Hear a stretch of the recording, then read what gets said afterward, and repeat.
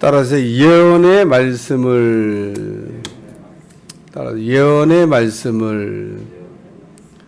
계시록 22장 말씀을 이제 우리가 읽다 보면 몇 가지 이렇게 특이한 사항이 있는데 좀 정리하고 지나가야 될 것 같아서 여러분들한테 이야기를 드립니다. 우리가 관심 없이 보면 잘 안 보이는 거지만 자세히 보면 보이는 몇 가지가 있습니다. 첫째는 동그라미가 많다는 겁니다.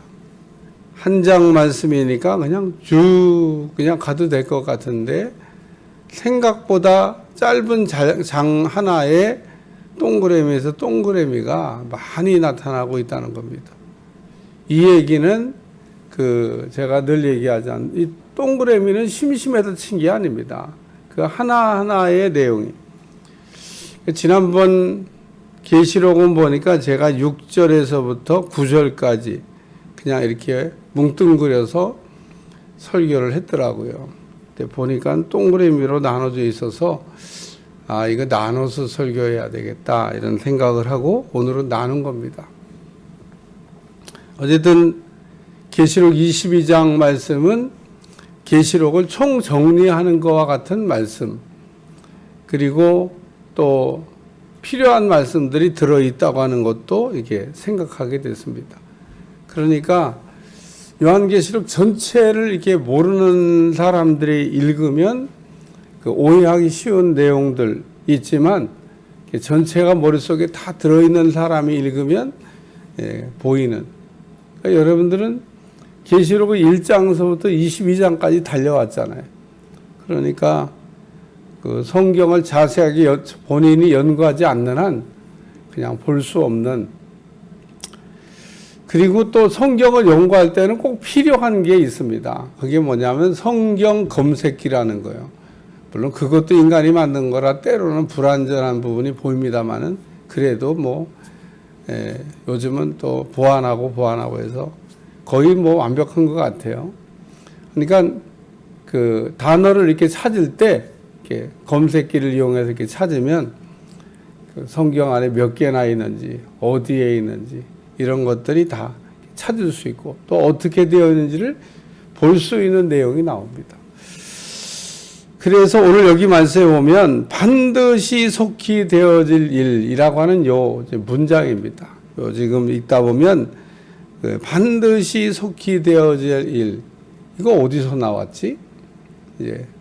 이 요한계시록을 이렇게 성경 검색기나 혹은 자세하게 연구하지 않은 사람은 이쯤 오면 다 잊어버리는.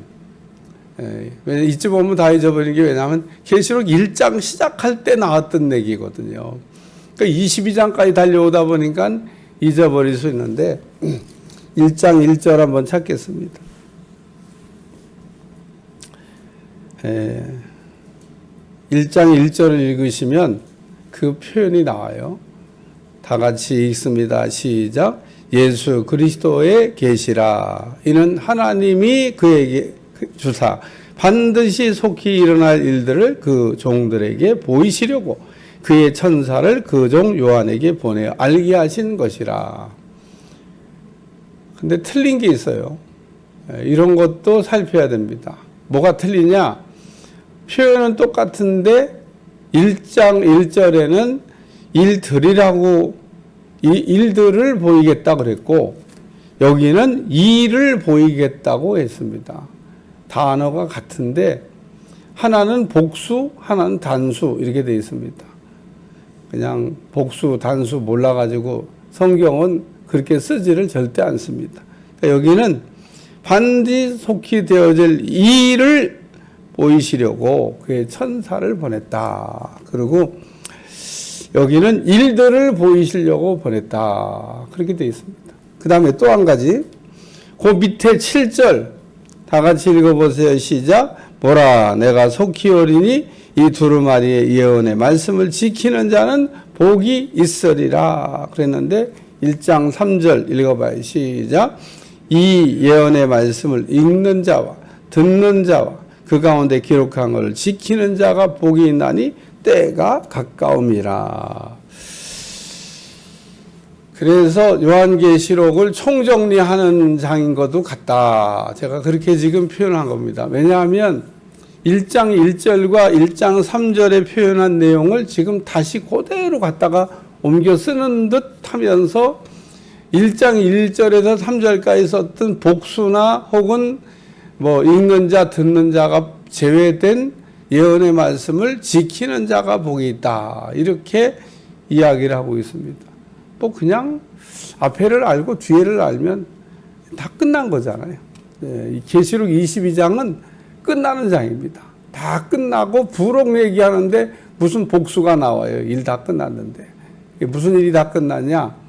우리가 계시록 에서 이후에 마땅히 일어날 일들을 보이겠다고 그랬는데 그게 인봉되어서 볼 수가 없었잖아요. 인봉 누가 떼냐?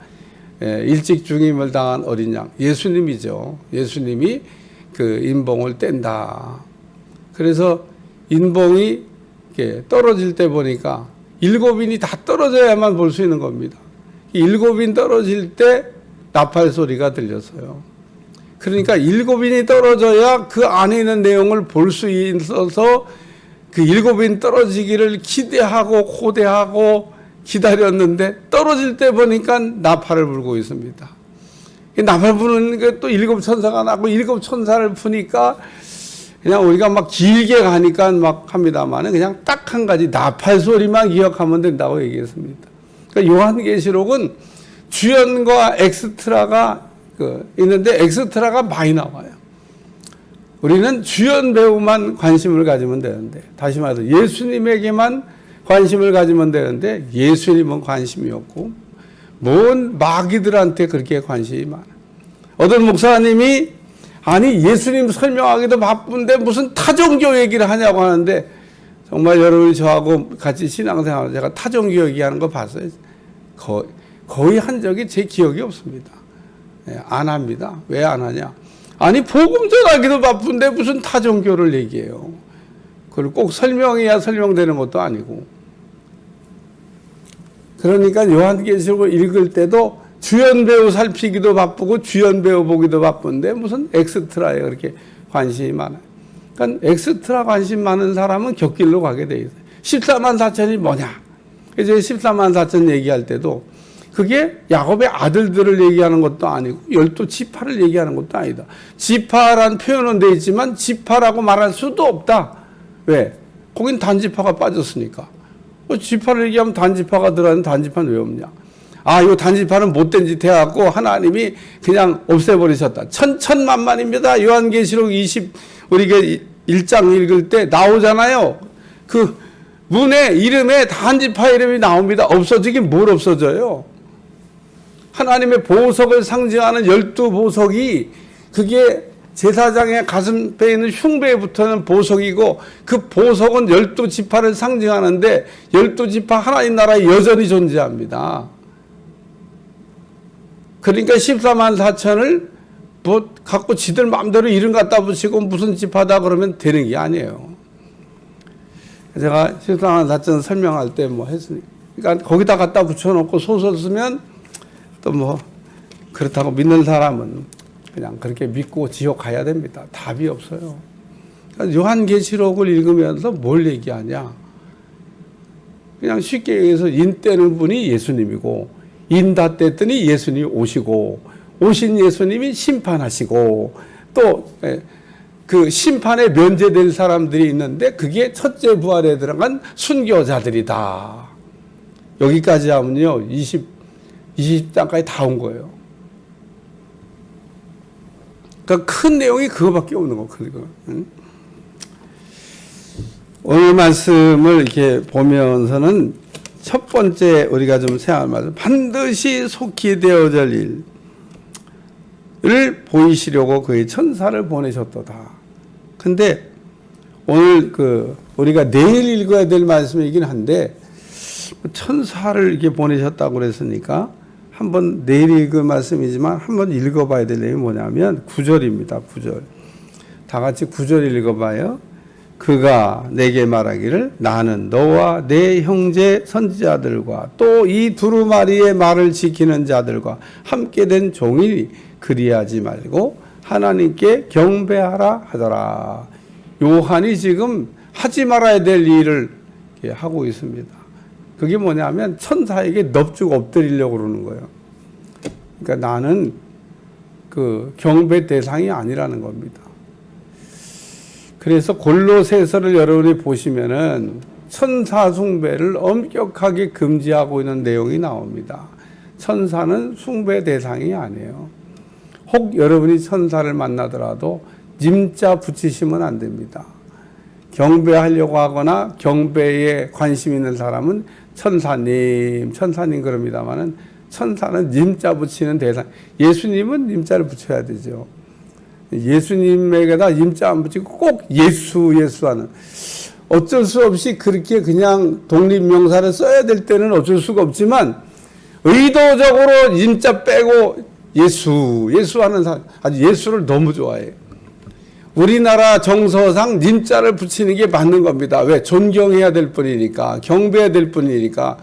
아주 따박따박 님자 빼고 아주 예수가 예수가 자기 친구인가 봐요. 우리는 정서상 님자를 붙여야 돼요. 예수님. 성령님, 하나님 성령님은 다 갖다 붙이면서 왜 예수는 꼭 예수라고 그러냐고요. 님자 빼고. 그게 어떻게 보면 마귀 아니에요, 마귀. 왜 존경해야 될 분, 경배해야 될 분한테 님자를 따박따박 빼요. 그러니까 오늘 천사는 뭐냐? 님자 빼면 안 되는, 님자 붙이면 안 되는, 절대 붙이면 안 됩니다. 천사는 그냥 천사야. 혹 여러분이 아주 그냥 우람한 천사, 너무 놀래갖고 그냥 갑자기 막 다리에 힘이 없고 막 엎어질 것 같아도 버티시기 바랍니다. 왜냐하면 천사는 그래야 될 대상이 아니에요. 우리가 천사에 대해 많이 배웠습니다. 천사가 종류가 정말 저도 다 몰라요. 얼마나 많은지 모릅니다. 막 하나님이 만드신. 그리고 마귀는 이게 보면은 아이고 생긴 것도 꼭 마귀 같아. 그러니까 싹 숨기고 나오면 아닌 것 같지만 본색이 드러날 때 보면 너는 생긴 것도 되게 마귀다. 근데 천사는 본 바탕이 원래 멋있어요. 야, 멋있다. 여기 요한이 천사 발 앞에 경배할 8절 구절을 읽어도 좀 헷갈리는구나. 8절 천사의 발 앞에 경배하려고 엎드렸더니 그리하지 말고 하나님께 경배하라 하더라. 그래서 요 천사가 지금 나타났는데 갑자기 요한이 천사를 이렇게 경배하려고 그러니까 하면 안 된다고 이렇게. 이런 것도 뭐 그냥 상식적이긴 한데 뭐 이게 뭐 큰 얘기는 아닙니다. 상식적이긴 한데 천사는 경배 대상이 아니다. 천사는 하나님이 이렇게 섬기라고, 하나님을 섬기고 인간을 섬기라고 부리는 종으로 창조한 존재다는 거. 그래서 천사는 섬기는 걸 잘해요. 섬기는 거 못하면 어떻게 되냐? 그럼 마귀 되는 거죠, 마귀. 예? 천사 중에 일부가 마귀가 됐어요. 예. 섬기는 거를 잘 못해서. 하나님 앞에 징계받아서. 첫 번째 말씀은 반드시 속히란 말씀입니다. 반드시 속히 되어진 이를 보이리라. 들자가 빠졌어요. 1장 1절에는 들을 보이리라 그러는데 여기는 이를 보이리라. 다 완성됐다는 겁니다. 끝났다는 겁니다. 부록처럼 다 끝나서 지금 마지막을 지금 마무리하고 있는 말씀이다. 반드시 속히 되어질 일을 보이시려고 그의 천사를 보내셨도다. 천사가 하는 일이 뭐냐면 반드시 속히 되어질 일을 보이는 일, 그 일을 심부름하기 위해서 하나님께서 썼던 종이 천사다. 그러니까 이 천사가 아주 큰 소임을 감당하고 있으니까 정말 막 위대해 보이잖아요. 아무리 위대해 보여도 큰 일을 감당해도 천사는 천사지 그 이상도 그 이하도 아니다 라고 하는 것을 꼭 기억하시기를 바랍니다. 두 번째 말씀은 예언의 말씀을이란, 오늘 설교 제목으로도 제가 복이 있으리라, 복 있는 사람이라고 그럴까, 예언의 말씀이라고 그럴까 하다가 예언의 말씀을 앞에 3절에는 예언의 말씀을 읽는 자, 듣는 자, 지키는 자가 복이 있다. 그런데 여기도 앞에 읽는 자도 듣는 자도 빠지고 지키는 자가 복이 있다. 그랬습니다. 이건 뭐하고 똑같다고 생각하면 되냐면요. 시험 이제 치를 시간이 임박하고 시험 다 치러야 됩니다. 그러니까 더 이상 읽을 시간도 들을 시간도 없다는 겁니다.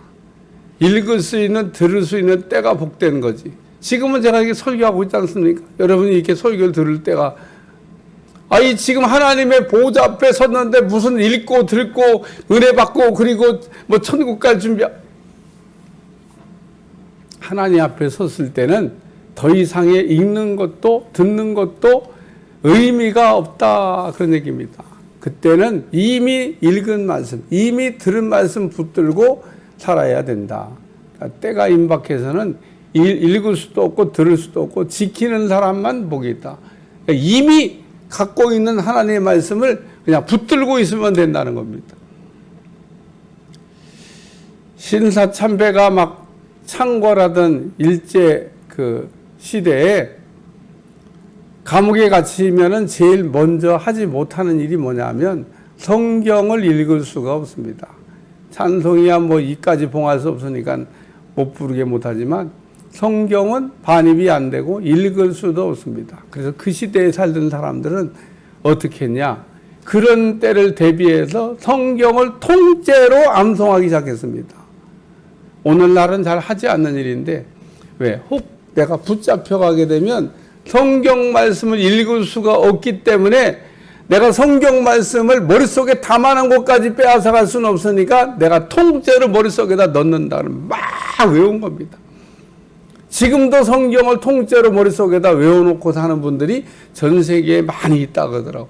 우리는 읽기도 어려워가지고 읽는 것도 게으른데 그냥 여러분 암송을 하려고 그러면은 얼마나 많이 막 반복적으로 암송을 해야 머릿속에다 다 토시 하나 들고 넣겠어요.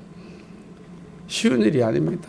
근데 일제시대 때 감옥에 갇힌 분들이 성경을 읽을 수가 없기 때문에 성경 말씀을 그 시대는 머릿속에다 담아놓고 들어갔다 그러더라고. 그러니까 감옥 갇혀서도 계속 성경 읽는 거예요. 말씀을 통해서 은혜 받는 겁니다. 계시록 읽어야 되겠다. 1장, 2장 왜 다 머릿속에 있으니까. 그리고 전할 수도 있습니다. 옆에 사람한테 외운 말씀 이게 요한계시록을 제가 낭송해 드리겠습니다. 잘잘잘잘잘잘 다 외운 거니까. 그러니까 여기 예언의 말씀을 읽는 자, 듣는 자가 없어지고 지키는 자가 복이 있다. 이제는 읽을 수도 없고 들을 수도 없고 그 시간은 다 지나갔다 그런 얘기입니다. 이제는 이미 갖고 있는 하나님의 말씀을 붙들고 있는 사람이 복이 있는 사람이다. 예언에 관해서 나왔으니까 그 예언이라고 하는 거에 대해서 성경이 뭐라고 얘기를 하고 있냐? 예언은 그냥 쉽게 얘기하면 하나님이 우리에게 하시는 말씀, 그거를 그냥 예언이라고 얘기합니다. 그런데 그 예언에 관한 말씀에 대해서 부언 설명을 하시기를 예언은 부분적이다. 뭔 말이야? 예언이 부분적이라는 겁니다. 피자가 8조각을 내잖아요. 그러니까 예언이 이게 그 조각조각 돼 있다는 겁니다.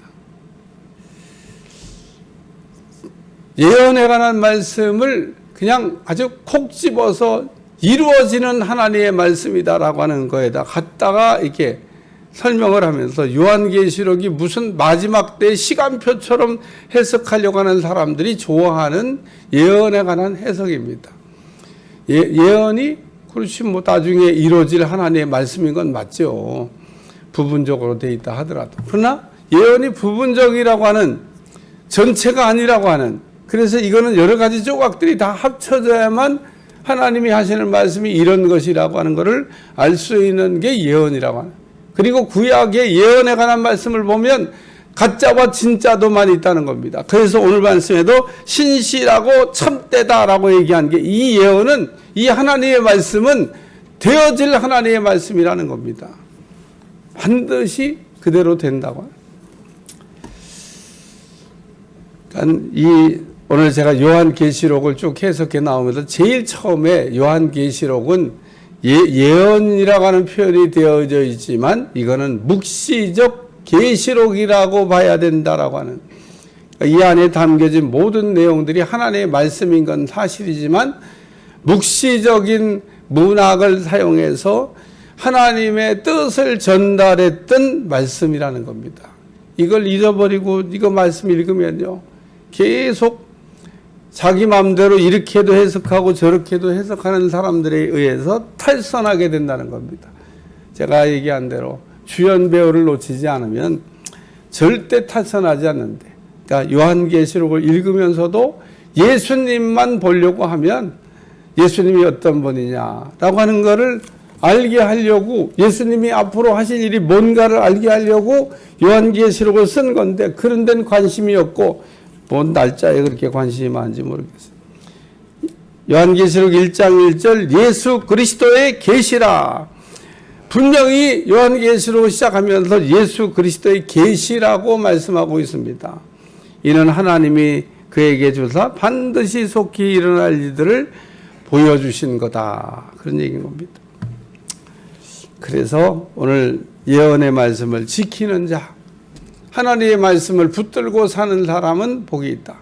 오늘 요한계시록을 통해서 하나님께서 붙들어야 될 말씀을 우리에게 준 것은 첫째 부활에 관한 말씀입니다. 누구나 다 첫째 부활에 참여하는 건 아니지만 첫째 부활에 참여하는 자는 복이 있고 거룩하도다. 둘째 사망이 그들을 다스릴 권세가 없고 도리어 그들은 하나님과 그리스도 제사장이여 천년 동안 그리스도와 더불어 왕노릇하리라 라고 하는 요 말씀이 오늘 이 환난과 핍박 시대를 사는 사람들에게 위로의 말씀이기도 하면서 오늘 세대를 살고 있는 모든 사람들이 소망 중에 붙들어야 될 말씀이라고도 하는 겁니다. 다 그런 은혜가 오는 건 아니지만 혹 이 시대는 그런 시대니까 배교하지 말고 탈선하지 말고 또 부인하지 말고 주님을 붙들고 승리하라고 하는 그런 말씀입니다. 그래서 예언의 말씀을, 하나님의 말씀을 지키는 자가 복이 있다. 그래요. 하나님의 말씀을 지키는 자가 복이 있다 그러니까 생각되는 말이잖아요. 아, 못 지키는 사람도 있다는 얘기구나. 저는 요한계시록 22장을 보면서 전부 거꾸로 우리가 반대로 생각해 보시면 됩니다. 뭘 생각해 보냐? 이것도 뒤에 나올 내용입니다만은 예언의 말씀을 가감하지 말라고 얘기하잖아요. 그럼 뭐예요? 가감할 사람이 있다는 거잖아요. 예, 그렇죠. 가감하는 사람이 있습니다. 오늘날 얼마든지 자의적인 해석을 통해서 계시록의 말씀을 막 가감하지 않습니까? 그러니까 이 계시록에 있는 말씀을 거꾸로 뒤집어서 이렇게 생각해 보면 우리가 섬뜩한, 그러니까 이 예언의 말씀을 지키는 자는 복이 있다 그러는데 못 지켜서 복을 얻지 못할 사람이 있다는 겁니다. 오늘 성경은 복이 있는 사람에 대한 이야기를 이렇게 많이 하고 있는데, 저는 예수님을 아는 게 복이고 예수님을 믿는 게 복이고 예수님을 놓치지 않는 게 복입니다. 우리는 첫째도 예수님, 둘째도 예수님, 셋째도 예수님, 관심 가져야 될 분도 예수님밖에 없습니다. 오늘 성경을 읽으면서 예수님 외에 자꾸 관심 갖는 사람들 결국은 예수님을 잃어버리게 되는 겁니다. 예수님의 부모들이 유월절 지키러 왔다가 왜 예수님 잃어버렸습니까? 예수님 외에 다른 거에 관심이 너무 많아서 곁길로 간 겁니다. 오늘날도 예수님 잘 믿다가 뭔 예수님은 어디다가 잊어버리고 다른 거에 그렇게 관심이 많아요. 요한계시록 제가 특히 얘기하지만 곁길로 가지 않는 방법, 예수님만 보려고 눈이 동그랗게 예수님을 쳐다보면요 구구절절 다 예수님에 대한 얘기만 하고 있는 겁니다. 나머지는 엑스트라라는 거예요. 예수님이 인봉 떼신다잖아요. 예수님이 나팔 소리와 함께 오신다잖아요. 예수님이 심판하신다잖아요. 그 심판할 때 심판을 면할 사람 첫째 부활에 참여한 자가 있다잖아요. 뭐 그 얘기 외에는 다른 얘기가 중요한 게 없습니다. 다 예수님 얘기잖아요. 핵심만 찝어서 딱딱딱 보면 그 내용밖에 없다. 이게 복 있는 사람이라는 겁니다. 오늘 요한계시록이 그러므로 예수님을 빼고 얘기하는, 말틴 루터는 그러므로 예수님 얘기가 안 나오는 야고보서를 지푸라기 복음 서신이라고도 얘기할 정도로, 왜 예수님 얘기가 이렇게 직접적으로 잘 안 나와. 간접적으로 나옵니다. 그러니까 이거 뭐 넣어줘야 되냐 빼야 되냐. 왜 그러냐. 예수님 동생이라서 형님 얘기를 그냥 그렇게 할 수밖에 없었다는 얘기도 있더라고요. 야고보가 예수님 동생이거든요. 동생이 자꾸 형 얘기하면 그러니까 피는 한 방울도 안 섞였지만 그래서 형제입니다. 형제. 예수님 동생 야고보예요. 야고보 전 사람이. 그래서 예수님 부활 승천 이후에 예루살렘에 베드로, 야고보. 예수님 동생이니까. 사도행전에 나오는 그 야고보가 동생 야고보지, 예수님 제자 야고보는 일찍 죽어가지고요. 한 일이 없어요. 순교한 거 외에는. 순교한 거가 그러면 적은 일이냐? 적은 일이 아니죠. 큰 일이죠. 우리는 순교가 얼마나 큰 일이라고 하는 것을 이 땅에서는 무게를 잘 못 느낍니다. 죽고 난 다음에는, 야, 내가 그때 왜 순교할 기회가 있었는데 배교를 했냐. 예수님 모른다 그러고 순교의 자리를 뺏겼냐. 오늘 순교자에게는 땅에서는 상상이 안 가는 정말 찬란한 영광이 있는 줄로 믿습니다. 그래서 오늘 우리는 죽는 순교자가 혹 안 된다 그러면 살아있는 순교자라도 살아서 주님의 고난을 감당하겠다고 하는 그런 살아있는 순교자, 우리가 살아가는 거 복된 삶인 줄로 믿습니다. 주님을 위한 고난의 흔적을 기쁨으로 받아들이고 감당하는 거죠. 다 이거 주님을 위하여 내가 받는 고난인데. 기도하겠습니다. 하나님, 오늘도 반드시 속히 되어질, 내가 속히 오리니 이 예언의 말씀을 지키는 자는 복이 있으리라. 오늘 하나님의 말씀은 반드시 그대로 되는 것이고, 그는 주의 말씀을 붙들고 승리하게 도와주시고, 곁길로 가지 않게 하시고, 바른 길 가게 하시고, 바로 믿게 도와주시고, 바로 복을 받도록 축복해 주옵소서. 예수님의 이름으로 간절히 기도하옵나이다. 아멘.